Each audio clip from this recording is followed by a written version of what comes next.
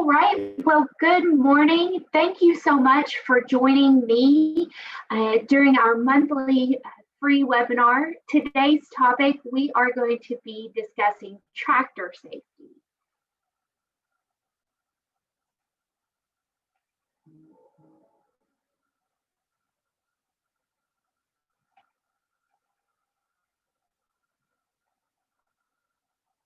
My name is Natalie Gupton, and I am the Director of Business Services and Industry Relations for AgSafe. I am located in Louisville, Kentucky, but of course, most of you probably know our location in Modesto, California. I encourage you to check out our website at agsafe.org for more information and to get the most up-to-date calendar and list of class offerings and other educational opportunities.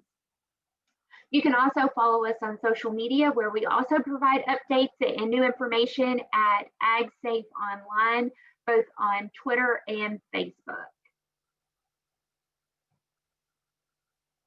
So before we dive into today's content, a quick disclaimer for you to read on your own, and then we will get started.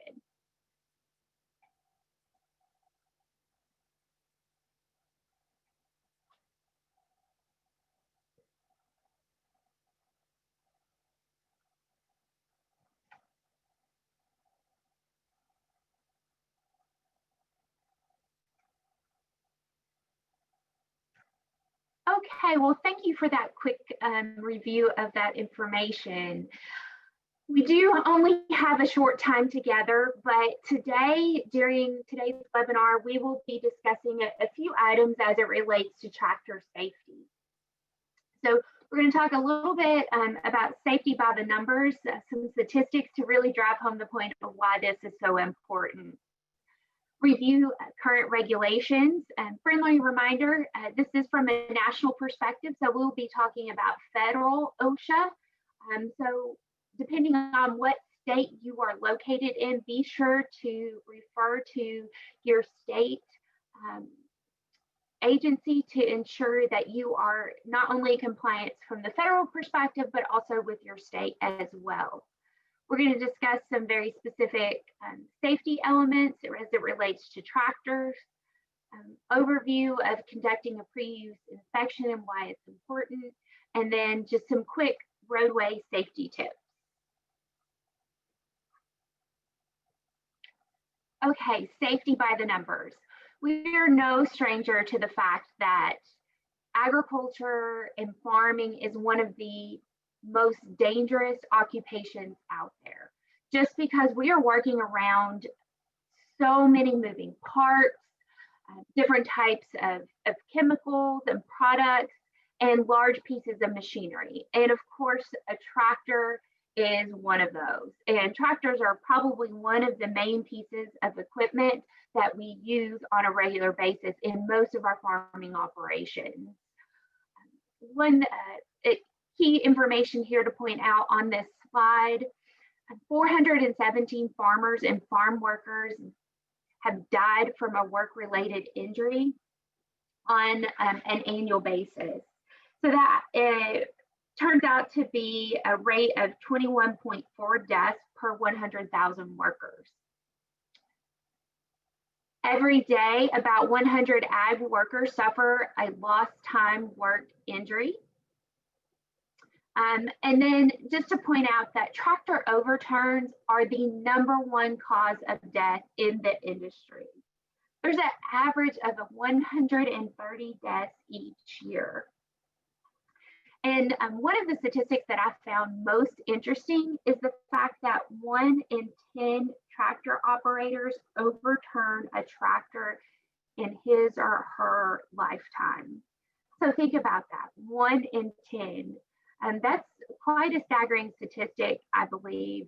And so it just really drives home the point of why it's so important to pay attention to tractor safety and be sure to provide information to employees should you have any on your operation. Next, let's talk about basic regulations. And again, this is from the federal perspective, so this is from Fed OSHA. And so in agriculture, it falls under the standard 29 CFR 1928. And so there's a few that are specific to agriculture, and those that are outlined for agriculture, specifically for OSHA, do relate to tractors. So the first is a requirement for a rollover protective structure, also known as ROPS. And this is so important, especially when we're talking about those tractor overturns. They assist in protecting that operator, keeping them in place, especially if they have that seatbelt on, keeping them in place and protecting them from getting pinned or crushed by that tractor. Additionally, the requirement and specifics for protective frames for wheel type tractors, which kind of goes hand in hand again with that ROPS. And then as related to those enclosures for wheel type ag tractors. Next, guarding of field equipment. So this goes for tractors as well as those implements that many of us use with our tractors and attached to those. So ensuring that the proper guards are in place, that they're in good shape, and that they're maintained properly and on a regular basis. And again, here's a link where you can find more details and the specifics on those standards. Next, 1910-145 also relates to the slow moving vehicle emblem and lockout tagout. And so specifically for agriculture, if you have your vehicle or your piece of equipment that you're going to be moving on roadways, you have to have this slow moving emblem.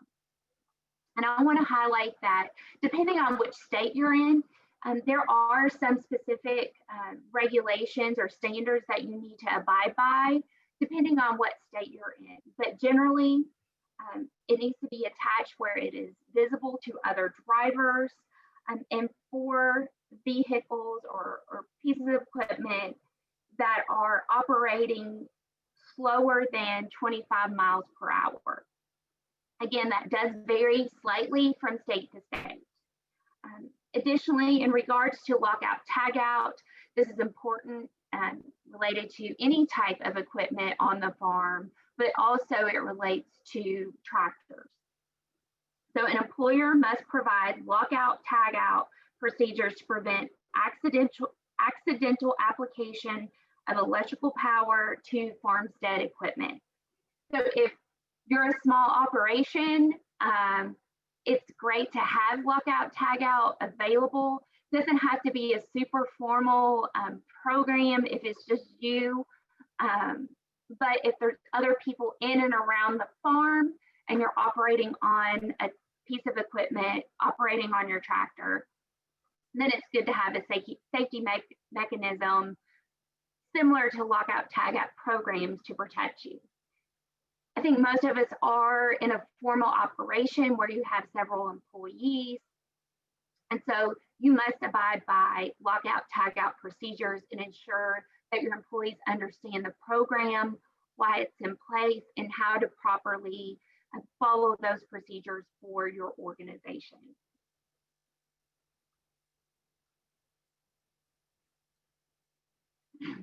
Next, responsibilities. This goes hand in hand with all types of safety and tractor safety as well. It's important to keep in mind who's responsible for what. Clearly, an operator is directly responsible for the safe operation of the tractor. They're the ones in the driver's seat, they're the ones making the decisions, they're the ones that have the full power of that tractor. So the full responsibility of that safe operation is directly tied to that operator at that point in time. It is important to require a pre-use inspection. So this is going back to those that are supervisors or employers on large operations, to have this in your protocols and in your operating procedures that you need to require a pre-use inspection for every time an operator climbs into the driver's seat. It ensures that things are working properly, things are in good working order, and that operator is fully aware of the shape and the functionality of that tractor at that point in time. Next, as it relates to responsibility, not only do they need to ensure that inspections are taking place, that you need, or that inspection procedures are in place, but they are actually happening. That operators, employees are not glazing over the requirement to do a pre-use inspection, that it's not just done once a week, but daily, or even before each operation when that individual climbs into the operator's seat. And so that's that first line of defense when it comes to tractor safety, is to ensure that it's working properly.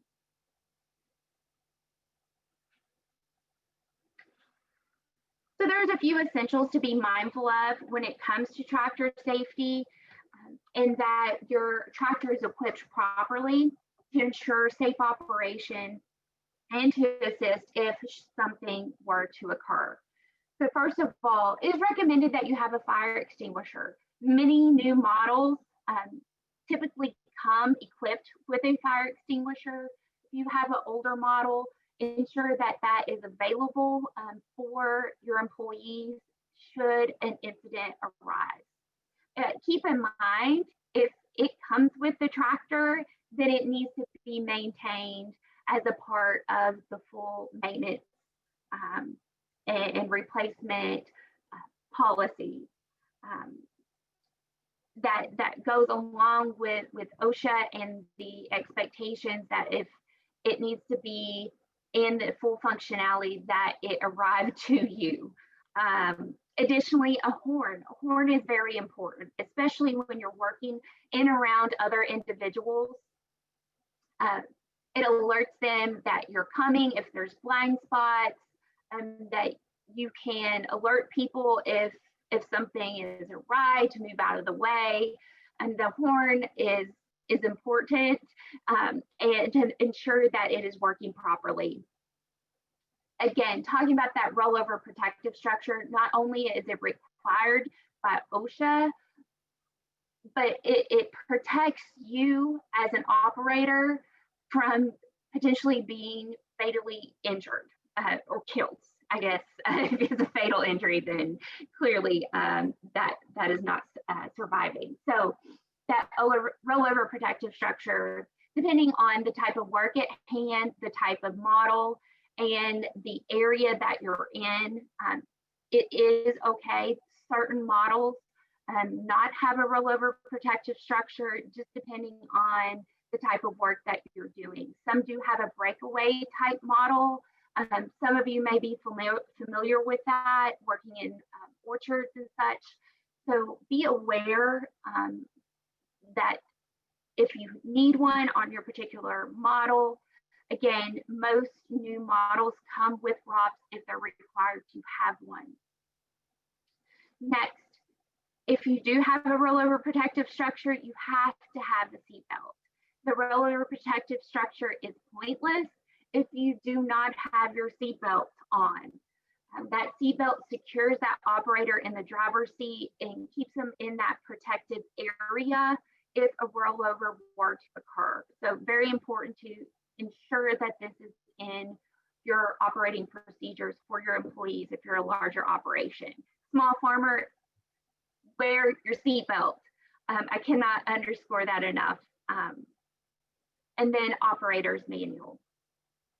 This is something that we seem to glaze over too often, but the operator manual contains vital information for the proper functionality of your tractor.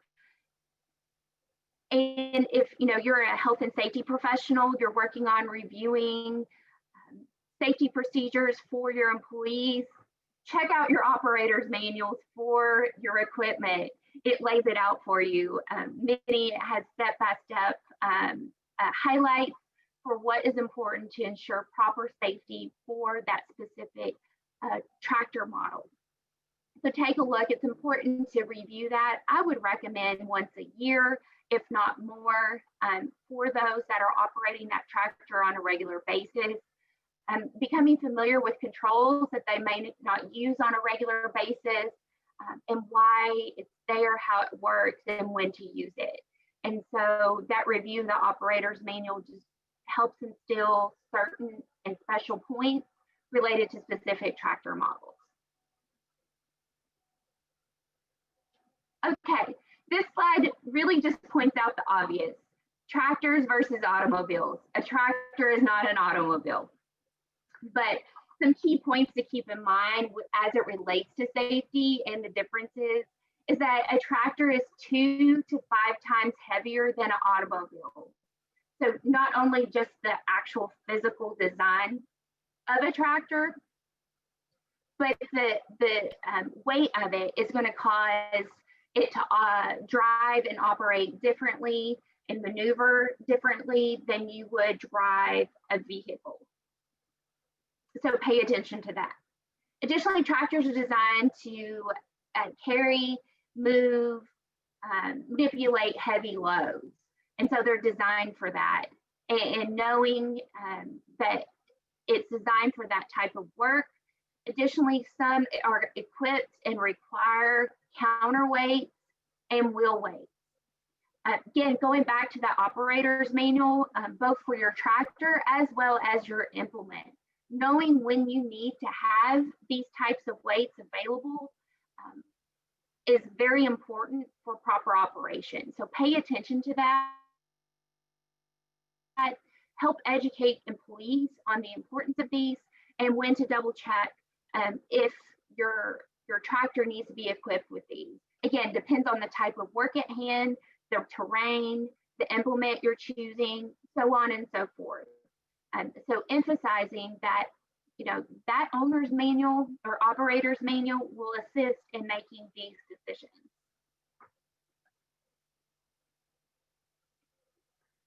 This is one unique characteristic to tractors and one of the key points to ensure you pay attention to when it comes to rollovers.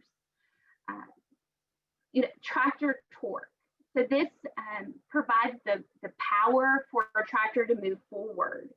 So engaging the clutch of a tractor results in a twisting force, and we call this torque.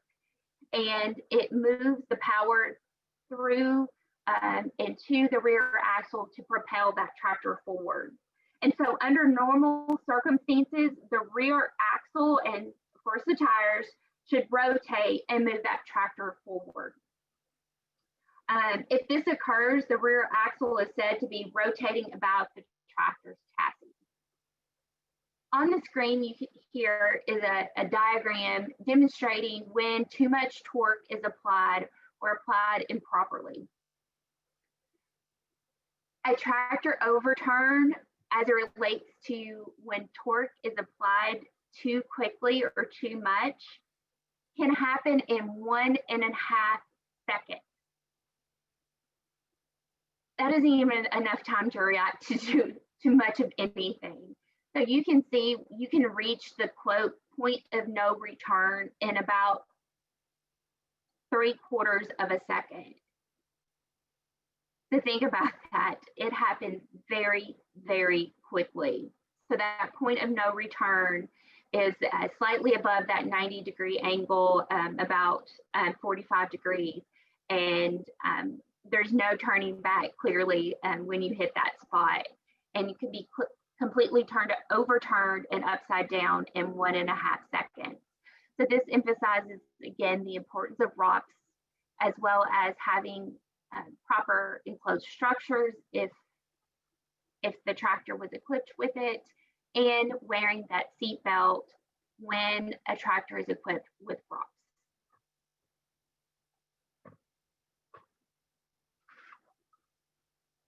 So again, if the rear axle cannot rotate, then the tractor's chassis is unable to properly rotate and move about the axle. So this reverse action results in the front end of the tractor lifting off the ground until the tractor's center of gravity passes the rear stability base. At this point, the tractor will continue rearward from its own weight until the tractor crashes onto the ground or another obstacle.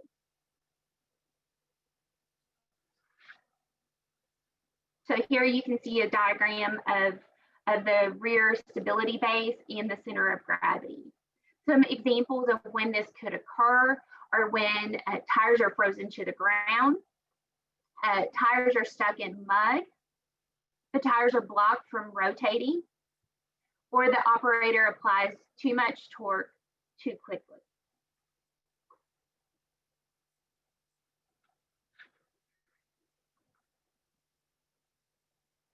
Some additional points to pay attention to are the data and the capacity. Again, this should be marked on the tractor and visible. However, you can also check the owner's manual or the operator's manual to verify that the capacity, which is the weight of the tractor and the load, should be shown on the nameplate and is often specified in pounds.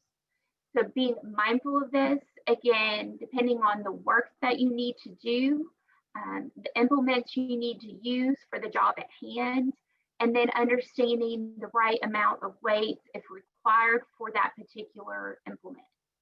So very important to understand the capacity of the tractor that you're using and the job at hand. You never want to overload or improperly load a tractor. So again, going back to its capacity, being mindful of this and aware what the actual capacity of that tractor is. And so a tractor is more likely to tip or be upset when the load exceeds the rated load capacity, or the tractor is loaded improperly. So of course, this is an international photo that I found. This guy is not going anywhere, but you can see how an improperly attached load can affect the operation of that tractor. Importantly, not just thinking about wagons and implements on the back end, but also if you have a front loader on your tractor, to ensure that proper loading and capacity is maintained, and that the driver has a clear line of vision for safe operation. A key point with safety is to always be aware of your surroundings. Again, going back to that responsibility of that operator, they need to know what they're encountering. They need to know if there's going to be traffic.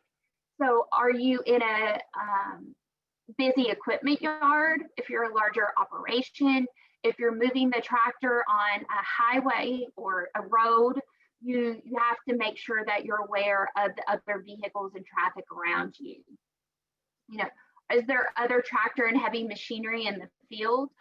Are there multiple workers and multiple tractors in that field? Being aware of your surroundings, know potentially their track or plans for work, so you can be aware of one another.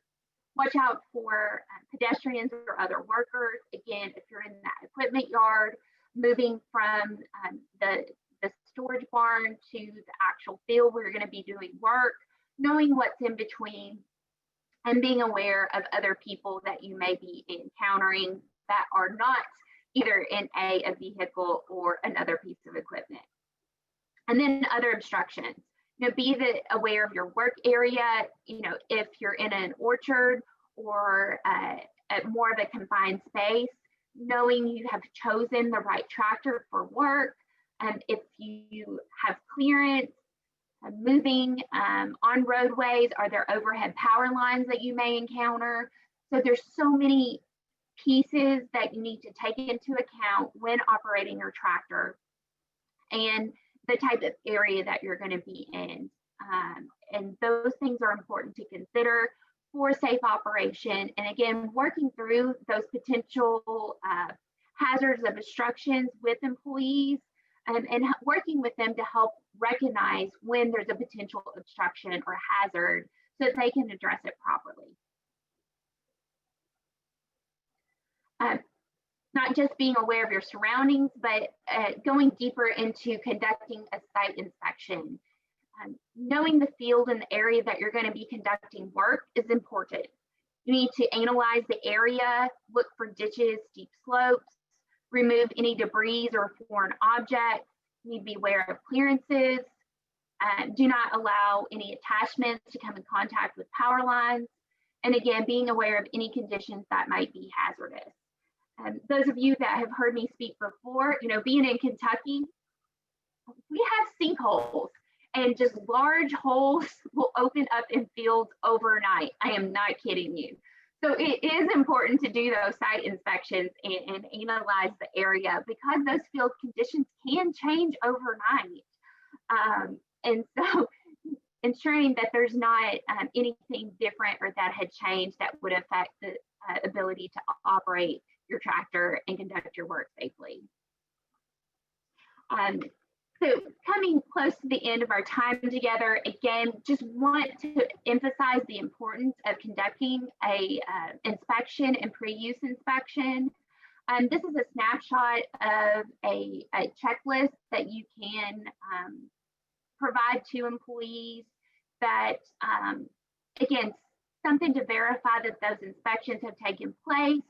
Larger operation, especially our friends in California, if an incident should occur, this is just another a piece in your toolbox that you can have, one, to help prevent, but two, if something does occur, that you have this as backup, that those inspections did happen and the tractor was working properly when that person climbed into the driver's seat.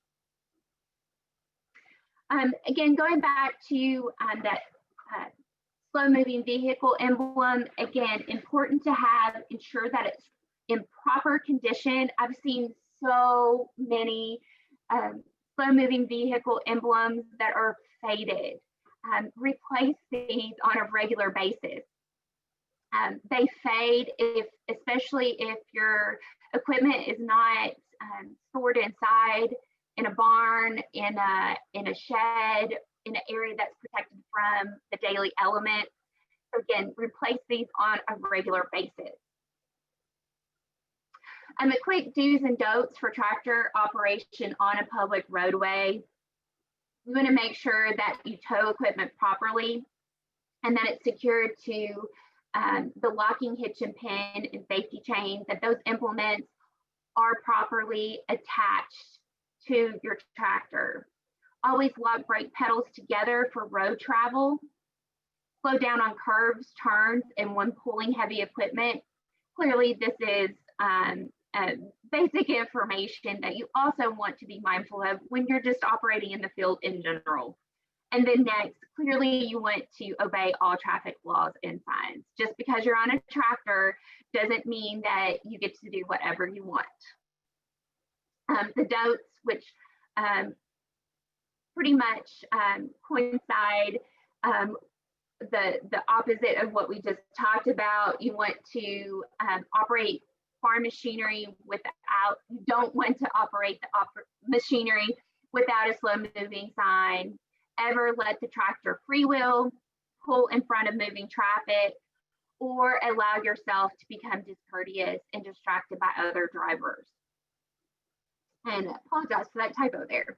So again, I sped through those last bits of information, but if anybody has any questions, type those in the chat feature.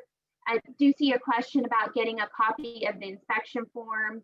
Yes, I'm happy to provide that template to you, and the follow-up email with the registration email that was provided for today's webinar.